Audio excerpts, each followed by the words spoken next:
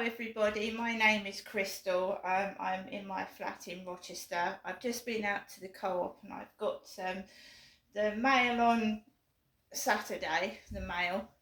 Very interesting piece in the paper which I'm going to read. It's just started to rain here in Rochester. So, page 44 and 45 of today's Mail on Saturday, and it's Belle Mooney, so it's like a Deirdre thing, so I'm just going to read it. Dear Belle, up until a year ago I had a happy and contented life. One morning at 7:30 a.m. the police came to our house and arrested my husband for downloading indecent images of children. I kept saying it must be a mistake. They searched our house, seized devices and equipment, and took him to the police station for questioning. When he returned hours later, he admitted it, broke down and told me he was sexually abused as a child. Never able to talk about it, he's lived with the guilt and shame all his life. When he stumbled across some images, he said he felt compelled to watch. Even though he hated the perpetrators and hated what he was doing, he said it made him angry and sad, but also realised he wasn't the only one. His childhood was difficult, adopted at 3 by cold, strict parents who never showed affection. The son of his parents' friends abused him for several months, saying no one would believe him if he told, and he'd be sent to a children's home. He says it's not an excuse and he hates what he's done.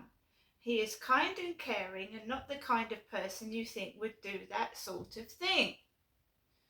I'm depressed and unhappy and cry most days. His case is classed as low priority because the police don't think he's a danger to anyone, but it could take another 2 years until it is resolved. I don't know whether to stay or leave. I still love him, but in a different way now. We've been married for 50 years and both have health problems which we support each other with. I can't bear the thought of us sliding into old age, ill and alone. We don't have children or siblings. I don't know if I can continue with my encouragement. He has started counselling for people who experience sexual abuse in childhood, which seems to be helping. He regrets his actions, but he has destroyed my trust, and I feel we will never be the same. I don't know what to do. And that's written by Evelyn. And Belle's response. It's very brave of you to write with a problem of such magnitude. A year ago you had a shock which you will never cease to reverberate within you. The sudden bombshell knowledge that the husband you have shared a lifetime with had done something which all right-minded people regard as disgusting and incomprehensible. Immediately he became a stranger to you because the man you loved could never have done such a thing. That's right, isn't it? You are absolutely correct to say we will never be the same again. How could you be? How can you come to terms with such a change?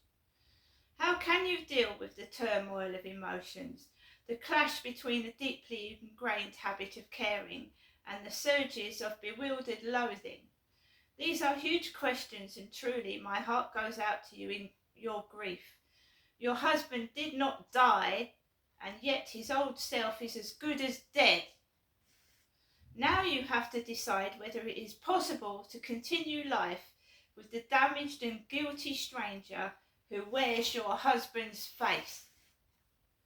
I'm sure you have already faced up to the dreadful truth that you can't just stumble across images of child abuse. Nevertheless, the appalling story of the sexual abuse your husband suffered as a child and the shame silence he maintained for decades must surely spark pity, even in those who deplore the madness that made him succumb to what?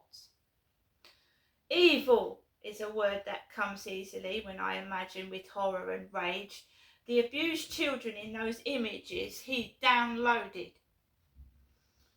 But nobody can know what a long-term trauma will do to a person. I use grief to describe your state of mind, and it's important to realise that these are still early days. Perhaps your loss of the man you thought you knew is slowly being replaced by an agonised accommodation of the new person he has become. Your point about each of you facing illness and old age alone is moving, and it is because of it that I'm wondering whether it's possible for you to construct a new life together.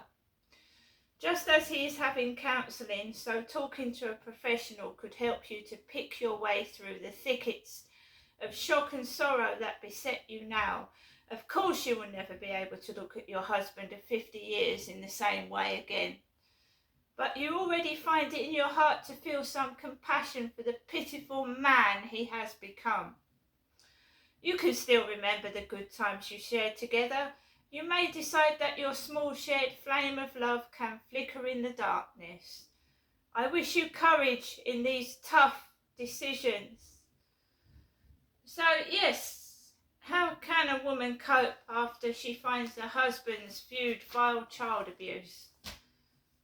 Big question.